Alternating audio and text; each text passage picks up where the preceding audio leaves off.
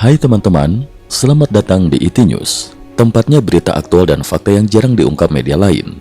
Yuk dukung kami dengan cara subscribe, like, komen, dan share, supaya lebih banyak orang tahu apa yang sebenarnya terjadi.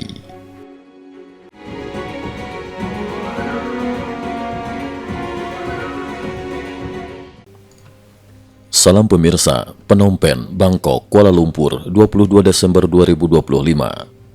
Ketegangan militer antara Thailand dan Kamboja kembali meningkat tajam hanya beberapa jam setelah berakhirnya pertemuan khusus Menteri Luar Negeri ASEAN yang digelar di Kuala Lumpur pada 22 Desember 2025. Kementerian Pertahanan Kamboja secara resmi menuduh Thailand telah melancarkan serangan udara terhadap wilayahnya dengan mengerahkan jet tempur F-16 menghantam sejumlah target strategis di Provinsi Siem Reap dan Previer. Menurut pernyataan Phnom Penh, serangan tersebut menyebabkan hancurnya jembatan serta berbagai infrastruktur vital yang dinilai berperan penting bagi aktivitas sipil dan logistik di kawasan tersebut. Tuduhan ini segera memicu reaksi keras di kawasan Asia Tenggara, mengingat serangan itu terjadi tepat setelah forum diplomatik regional yang seharusnya meredakan ketegangan. Klaim korban warga Tiongkok dan sikap diam Beijing. Kejaksaan Kamboja menyebut bahwa dalam serangan udara tersebut, terdapat warga negara Tiongkok yang mengalami luka-luka. Namun hingga berita ini disusun, otoritas Beijing tidak memberikan pernyataan resmi atau klarifikasi terkait klaim tersebut. Sikap diam ini kemudian menimbulkan spekulasi luas, terutama mengingat besarnya kepentingan ekonomi dan politik Tiongkok di wilayah Kamboja. Bantahan Thailand, klaim bela diri yang sah. Pemerintah Thailand dengan tegas membantah tuduhan agresi sepihak. Bangkok menyatakan bahwa serangan udara yang dilakukan Angkatan Udara Kerajaan Thailand merupakan tindakan bela diri yang sah, sebagai respon langsung atas tembakan artileri dan serangan drone yang lebih dulu dilancarkan oleh pihak Kamboja ke arah wilayah Thailand. Menurut pernyataan militer Thailand, operasi udara tersebut ditujukan secara spesifik pada target yang dianggap mengancam keamanan nasional dan bukan ditujukan kepada warga sipil. Tuduhan balik, permukiman sipil jadi sasaran. Di hari yang sama, 22 Desember 2025, Kementerian Dalam Negeri Kamboja mengeluarkan tuduhan lanjutan dengan menyatakan bahwa peluru artileri Thailand jatuh ke kawasan permukiman sipil di Provinsi Battambang. Insiden tersebut diklaim menghancurkan satu rumah warga hingga rata dengan tanah, serta melukai seorang warga negara Tiongkok. Thailand belum mengakui tuduhan ini, sementara verifikasi independen atas insiden tersebut masih belum tersedia. Patung Dewa Hindu dibongkar di wilayah sengketa. Masih pada tanggal yang sama, pasukan Zeni Thailand dilaporkan membongkar sebuah patung Dewa Hindu di wilayah Chong Ang Ma, kawasan yang menurut Bangkok telah direbut kembali dari kontrol Kamboja. Patung tersebut oleh Thailand dianggap sebagai simbol klaim kedaulatan ilegal Kamboja atas wilayah Thailand, sehingga pembongkarannya dipandang sebagai tindakan penegasan teritorial. Diplomasi ASEAN dan rencana perundingan militer. Pertemuan khusus Menteri Luar Negeri ASEAN di Kuala Lumpur pada 22 Desember 2025 berakhir tanpa pengumuman gencatan senjata konkret.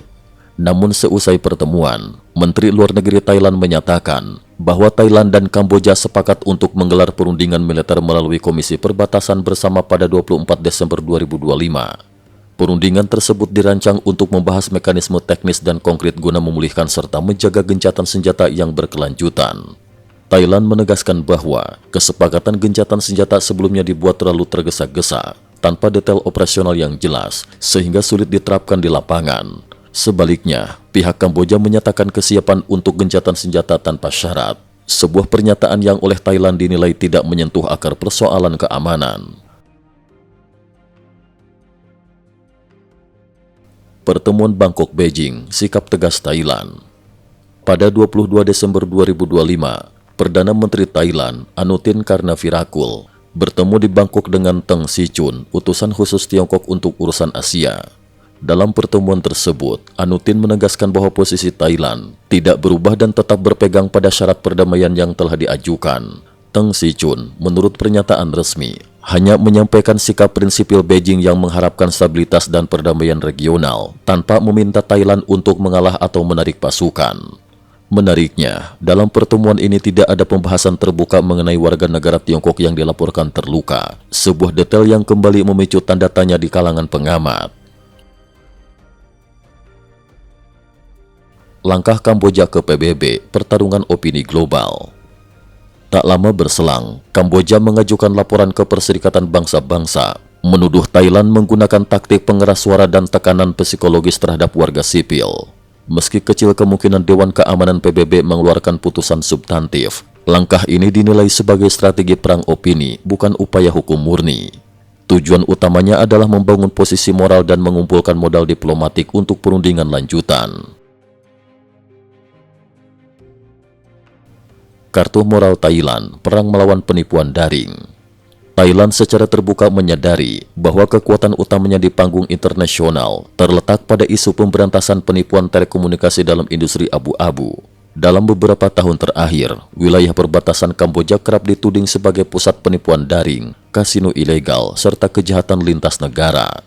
Investigasi informal yang beredar di media sosial bahkan menunjukkan bahwa sejumlah institusi di Kamboja memiliki papan nama berbahasa Mandarin dengan struktur kepemilikan dan operasional yang didominasi warga negara Tiongkok.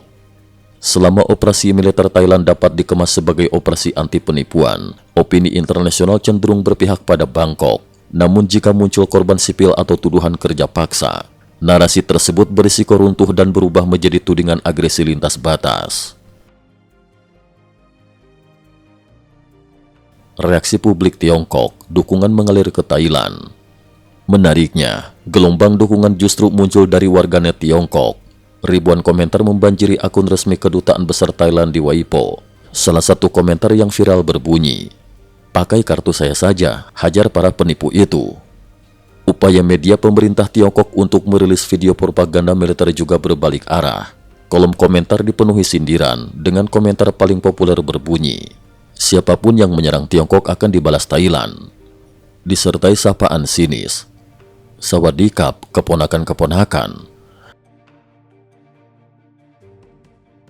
Gambaran lapangan, kendaraan lapis baja dan sistem santunan. Di media sosial, beredar video yang memperlihatkan Angkatan Darat Kerajaan Thailand menggunakan kendaraan lapis baja M113 buatan Amerika Serikat yang dimodifikasi dengan lapisan bambu dan jaring pelindung tambahan sebagai perlindungan darurat di medan konflik. Perbandingan sistem santunan militer juga menjadi sorotan. Santunan resmi bagi prajurit Thailand yang gugur dilaporkan mencapai sekitar $300.000 AS, cukup untuk menjamin kehidupan keluarga jangka panjang.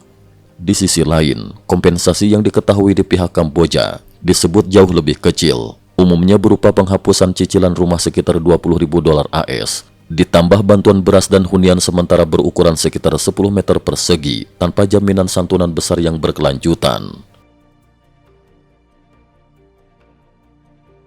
Pusat Penipuan dan Jejak Teknologi Pengawasan.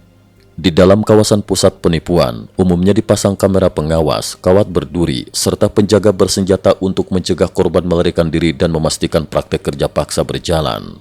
Peralatan pengawasan yang digunakan dilaporkan sebagian besar berasal dari merek Tiongkok, seperti Hikvision dan Tauha. Dengan dinamika militer, diplomasi, dan perang opini yang saling bertaut, konflik Thailand-Kamboja kini tidak lagi sekadar sengketa perbatasan, melainkan telah berkembang menjadi pertarungan narasi dan legitimasi di tingkat regional maupun global. Cukup sekian dulu, terima kasih atas perhatiannya.